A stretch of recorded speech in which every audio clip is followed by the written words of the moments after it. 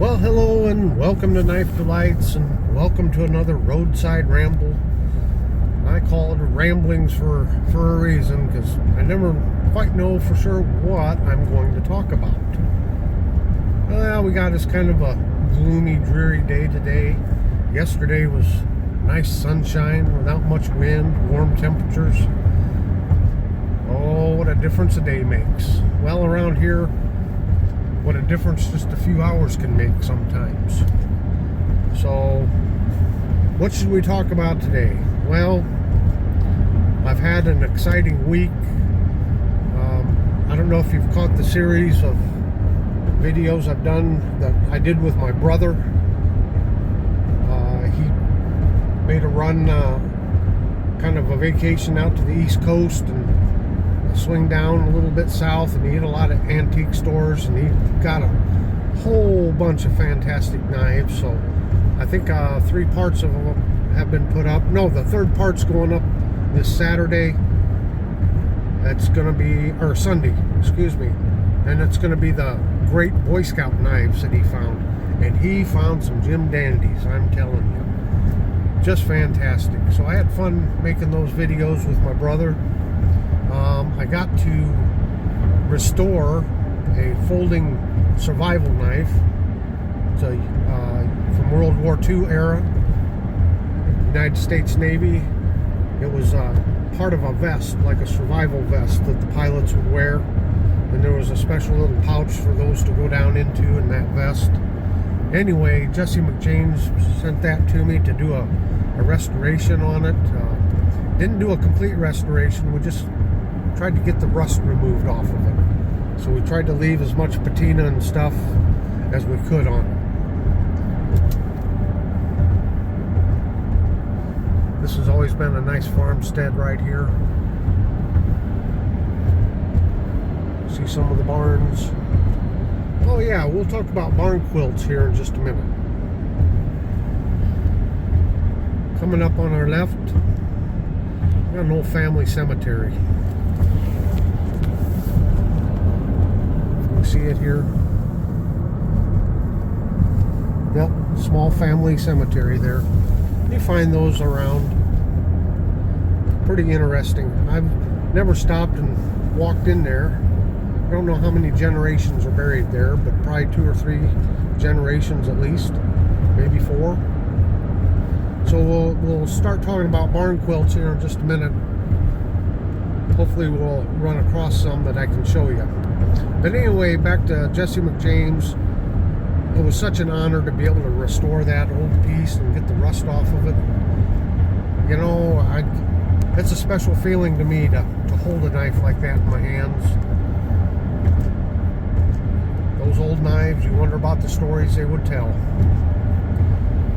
Also, I received a great gift from Old Farts Knives. He sent me a little mini camp knife that was made over in Japan.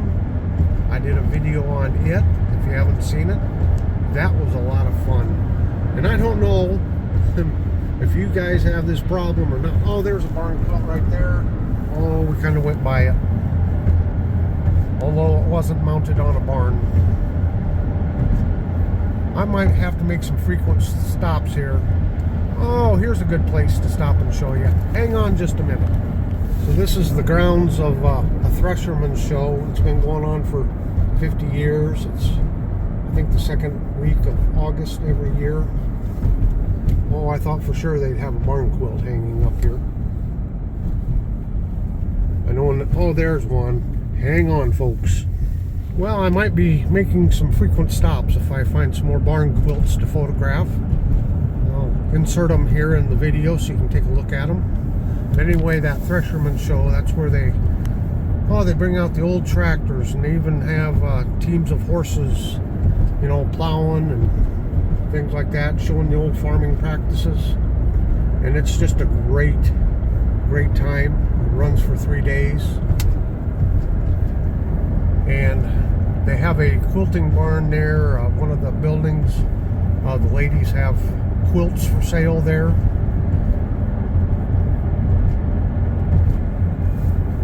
And as a matter of fact, quilting used to be quite the pastime. ladies would get together and work on a quilt. Some of them would be very ornate. Of course, the ones that are made, they're still handmade. You can find them for sale around the state, various places, but they get to be very, very ornate. But back in the day, didn't have furnaces and good heat. You needed warm blankets.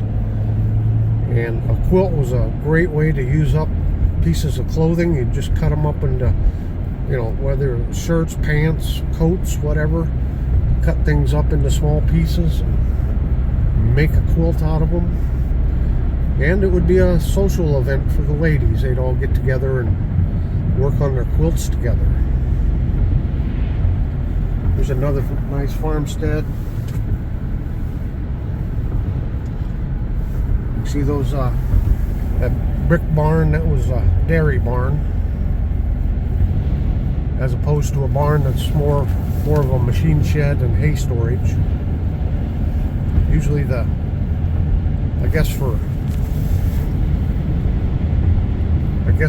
keep it cleaner and healthier, why, if it was for dairy cows, why you'd make the barns out of brick. Easier to keep disinfected. That was the word I was looking for.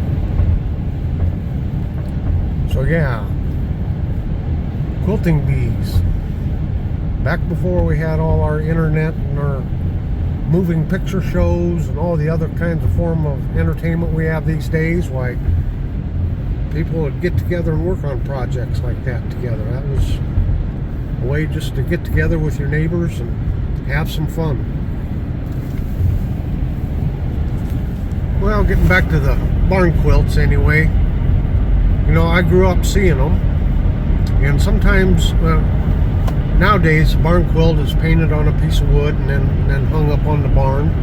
Or if you don't have a barn to put it on, some people are just, putting them on a post and putting them in your farmyard there. But the origins of them goes back around 300 years from what I could see and read about. And it had to do with the immigrants. They came to Pennsylvania and they started doing them.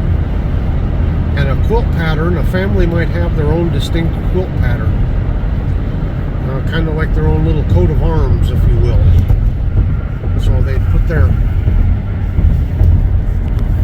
quilt up on their barn, and that was a way of identifying their family farm. And it sure helped back in the old days when didn't really have addresses and things, didn't have Google Maps and everything, and if you were looking for a particular farm place, why, stop and talk to one of the locals and they'd probably be able to tell you what the design was of their barn quilt, so then you'd know where to go look for that barn quilt. So pretty interesting history on the barn quilts. It's really met a resurgence here. There's groups and associations that promote barn quilts. They'll paint them up and sell them to you. And this isn't just, a Midwest thing. It happened all throughout the East and the South, wherever there were farmers, I guess, immigrants. And, I guess I remember seeing some, they would just paint the quilt pattern right onto the barn itself. They wouldn't put it on a separate board. But it was a way of decorating their place up, too. Pretty neat stuff. There's something a little bit interesting there, too. Got some horse pens, horse corrals set up, rodeo pens. I just never associated Iowa with, cowboys. That's more out west, and Texas, Oklahoma, Kansas, Nebraska, Wyoming, Montana. But I'm sure at some point there was ranchers here, but you associate this part of the state anyway with sod busters, all farms. Look at all those corn stalks all rolled up, baled up. And of course, wind energy seems to be the big thing, so we always end up with a lot windmills here. Of course, they're controversial. Some people like them, some people don't. They do kind of take away from the landscape.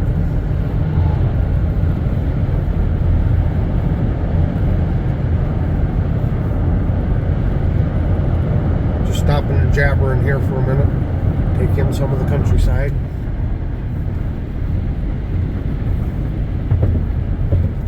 Try to get a little better shot of those windmills. Those are older ones. I don't know how many years they've been there. 20 years, 30 years. Got the old wire frames to them. They don't make them, put them up that way anymore. They've been there quite a while. Well, I'm sorry that I didn't get more barn quilt pictures.